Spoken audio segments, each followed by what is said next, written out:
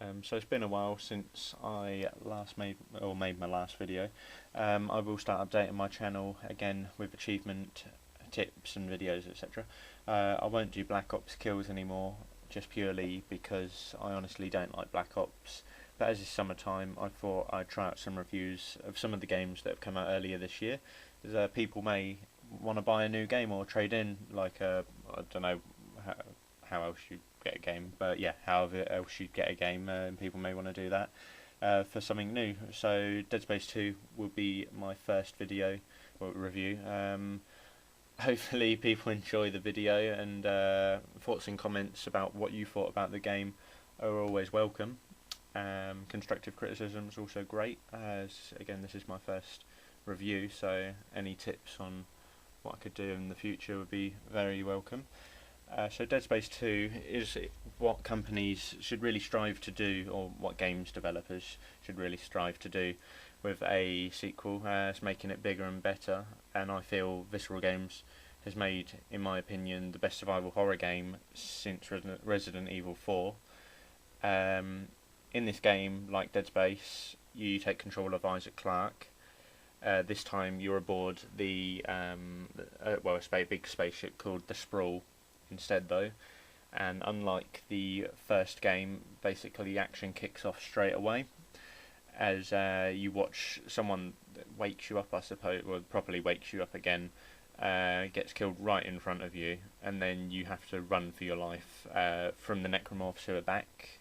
I don't know where they're back from, but yeah, so here the necromorphs are still in the game. The main point of the game is get to like something known as the marker. It's like a religious idol kind of thing.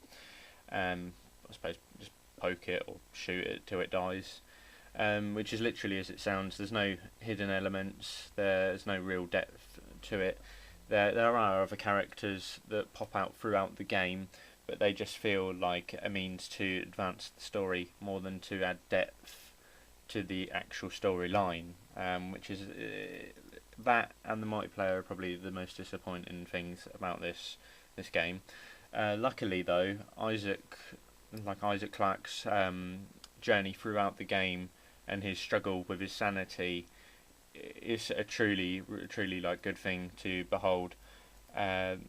Basically, everything had that happened to him throughout the first game, as well as bits in the second game, where you see him telling his girlfriend to work on the Sprawl, and as you're on the Sprawl now and you see what's happened, kind of be like, oops, maybe I shouldn't have told you. But yeah, it's really taken a toll on his mind, and occasionally you'll kind of have hallucinations. They're better than that Halo 3 level where you go to rescue Cortana and you're in that big butthole thing, and it's not as annoying as that. It's only about when you have the hallucinations, it kind of slows you down for about 5 seconds. So it's nothing really annoying, but it's really cool to watch what's happening. Graphically, the game looks great. It's not like pushing consoles to their limits at all, but it looks really nice. And neither console gets a bad end of the stick, like with the PS3 getting a really crappy frame rate with Bayonetta. No console really is as bad as the other.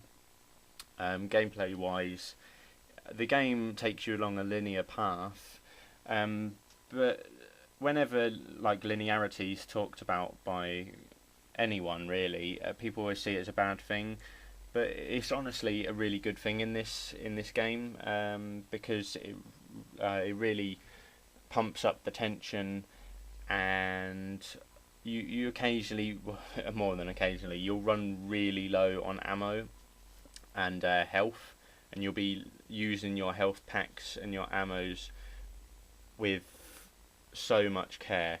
Honestly, at the start of the game, if you play this, do not ever sell your ammo, because that will be the biggest mistake you make. There's a couple of cool new weapons, like a grenade launcher kind of thing, and the detonator, which is like a trick mine kind of thing, where you shoot a mine at a wall and a laser kind of comes out of it, and if anyone walks in front of it, anyone including yourself, it explodes and obviously does damage.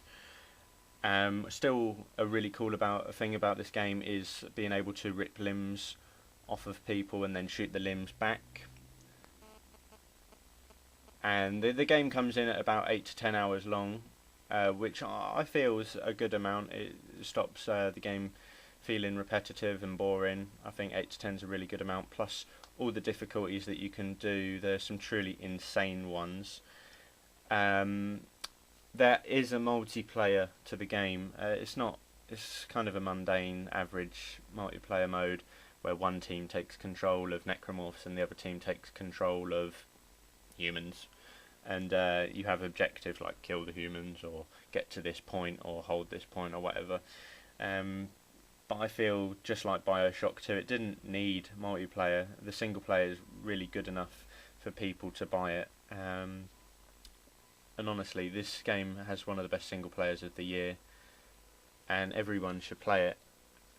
And if I was to give this game a mark out of 10, it would probably be a 9 out of 10. It just misses out on 10 out of 10 because of the add-on of multiplayer, and just the fact that the main story about going to the marker isn't very interesting. But everything else draws you back to this game, and I really suggest, even if you can't buy it, and you have something like Love Film or Gamefly, I'm not sure if that's the American thing for it, that you suggest looking into it because it's a fantastic game. But yeah, I hope you liked my review. It's only a brief one, well, not that brief, but still as brief as I can make it. Yeah, so thanks for watching.